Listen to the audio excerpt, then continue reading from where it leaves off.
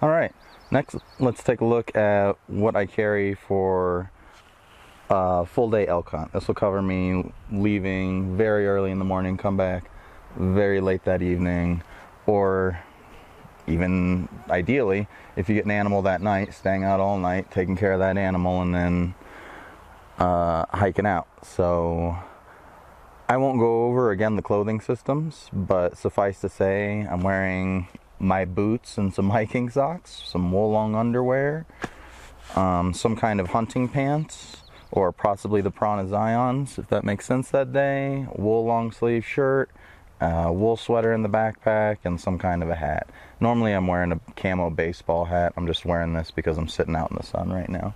Get out of here, buddy. So, first things first, don't forget your weapon. I have been out there and people have forgot their weapon, their arrows, their release.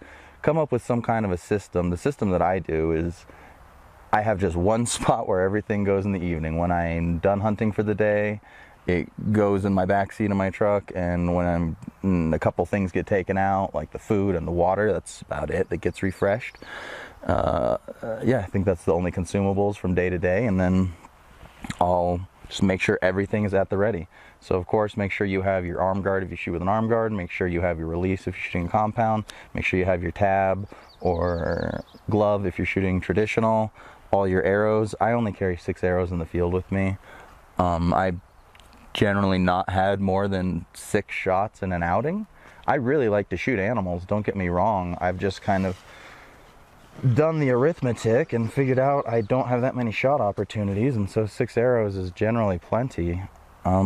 So a 6 arrow quiver does great for me. I carry 5 broadheads and 1 game point, and then I'll carry an extra game point in my backpack and an extra broadhead in my backpack just in case I need to switch that last one or something like that.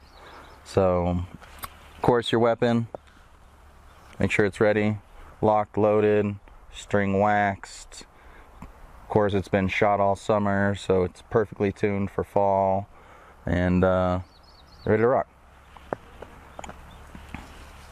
All right, don't forget your release. Let's just go over the pack itself. I've settled on this particular pack. I have a pile of backpacks, and this one has just been fantastic. They don't make it anymore, of course. This is the 14er by Cafaro, back when. So what makes a good backpack for me? You know, big respect to Patrick Smith and Aaron Snyder. They really gave a lot of education to the hunting community about the same stuff that I'm talking about in different ways, and in particular the backpack hunting. So big thanks and respect to them. But what really makes a backpack that I found is something that conforms nicely to the curves of your back, and something that can keep the weight that is in the pack rigid enough so that it actually gets distributed down on your hips. Ideally, the weight distribution on your hips is like 60% on your hips and 40% on your shoulders, or perhaps even 70% on your hips, 30 on your shoulders, or even more. And if you have a pack that is just buckling so that it's pulling on your shoulders, it won't even have a chance to transfer that heavy weight once you get above 30, 40 pounds. And that's when a lot of packs really start to kind of show their true colors, if you will. If you put 60, 80, 100, north of 100 pounds on them, which I definitely have on different packs, just to test them. I can't go super far with 100 personally, but I needed to know. And they'll flex. They'll really flex. So you grab a lot of these cheap camo packs off the shelf, and you do this exercise with them where you try to compress them or get them to bend, and you can see it doesn't. And so what allows this one not to bend is it's got stays in it. So this thing is ridiculously rigid. You can see I'm really putting it into it. No exaggeration there. I can't break it if I wanted to. I could probably break it across my knee, but it's ridiculously rigid. And so this, 2 of these, put all the weight down onto the hip belt, and you put that hip belt right on it's kind of bumps on either side of your hip, a little higher than you normally wear your jeans, and it's it's a great system. It takes the pain away. So this particular one has really thin strips, or excuse me, thin straps. It's got a nice thin waist belt that stays out of the way.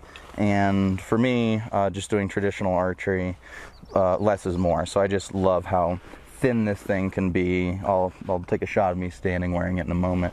You can just see how thin this is for getting through bushes. It doesn't stick above my head hardly at all. And there's plenty of space in here for the animal that I'm not going to kill. So you can see when I do that, definitely put some more on, and all this outer strapping space, you can strap so much on it. And this company actually sells something called a Grab It, I think. It's basically a big old diaper that goes on the back of the backpack, and you can just put all kinds of weird shaped objects on it. So you can absolutely just strap everything to this little pack. This is not as good as a totally full frame freighter pack, if you will, when you get to that 60, 80, 100 pound area, but it can. So that's why I do this, or that's why I do this one for day hunts, because for that animal, you can definitely carry out, well, as much as I can carry out in this. So, all right. I guess we'll just take a look at this one before I do the bag dump, since we're talking about backpacks and what makes them special and their unique personalities and things like that.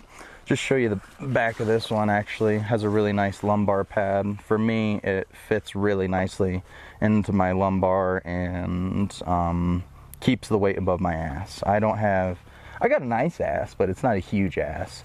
And so this helps keep the weight where it's supposed to be above it. It breathes nicely. It's got this big old gap. Yeah, this is just the pack that I've settled on. I should probably go get one or two more before any of you do. All right, so the other pack that you should have on hand, or your singular pack that I would recommend, is some kind of a freighter pack. And so what I mean by that is something that has a full frame sheet that is even more rigid than this. So this thing has stays in it as well, but it also has a big old, this is just the sheet. So the bags on these are modular. That means you can take the backpack off of the straps, frame, and frame sheet here, and all this goes, and then you can put any bag on it from this company. And you can see this one, like that same exercise I did, just, it's got some flex to it, I suppose, but no, I mean, that thing is really rigid, and I'm pushing straight down, and that's not the way the weight's going to be distributed on it. That'll just give you an idea that this thing is ridiculously rigid. There's some funny videos, I believe, of Aaron carrying like a 300-pound dude in this. So these are amazing packs. If you have to do one pack, I would recommend this. The shoulder straps are a little bit clunkier, a little thicker. I don't like it. I like kind of a more streamlined, thin, aerodynamic look, but if you like this, that's cool. This is just a little pocket that I have on here for the cell phone on a warm day when the phone doesn't need a heater with it. This can obviously just go on any backpack strap. This is not Kafaro. This will go on any backpack. It's handy. Obviously has a thicker waist belt on it. And this particular pack is called the Striker XL. I don't know. I think they call it like the truck or something of their lineup. Basically, this whole pack opens up like this. You can drop big old, you could just put a whole deer in there. I'll throw a picture of me carrying a 3D target in here in this pack. It's pretty cool. You can just put it like that. And then what's left out here is a little backpack. I wouldn't put too much in this backpack, because the more you push this out, the more the weight's leveraged out farther from your back, and kind of general backpacking principle, or just backpack principles, to keep the weight close to your body and kind of have the heaviest weight right around your shoulder blades and close to your body. It's going to be the most efficient way to support that weight with your bone structure. So this one doesn't have this little gray pack, or this little pack on the outside. I just threw that on because I enjoy it. Water bottle holsters. This thing is great. Obviously, with this little outside piece, this is a wonderful day hunting pack. This outside can fit everything that I'm about to show you in here and more. And it's a great pack. What can I say? It's just heavier. That's the main thing. It's bulkier and heavier. So I don't really, for those reasons, I leave it behind. And the last one I'll show you is, so you can think about this one like a day hunting pack. You can think about this one like haul out your animal and or multi-day in the backcountry backpack, because you can just put a big old camp bag full of your sleeping bag, tent, and all that, and just put that in the freighter area instead of an animal. That's what they want you to do. Something like this is rad. This is just a super fancy fanny pack, but the waist belt has a decent amount of rigidity to it, especially right on these wings, and so it allows it to really sit on your hips.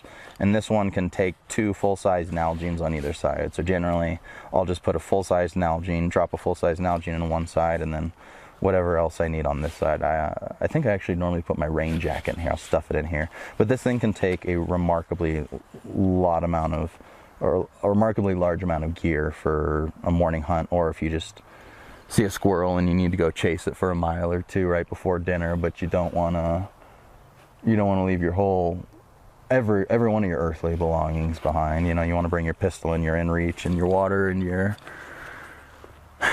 snacks. It's got 3 pockets. This one's made for carry, so you can put your pistol back there. Big old middle pocket for the aforementioned snacks, and just a little outer pocket for your hunting license, which you're always carrying. It has this loop field on the bottom, so you could strap a coat on the bottom.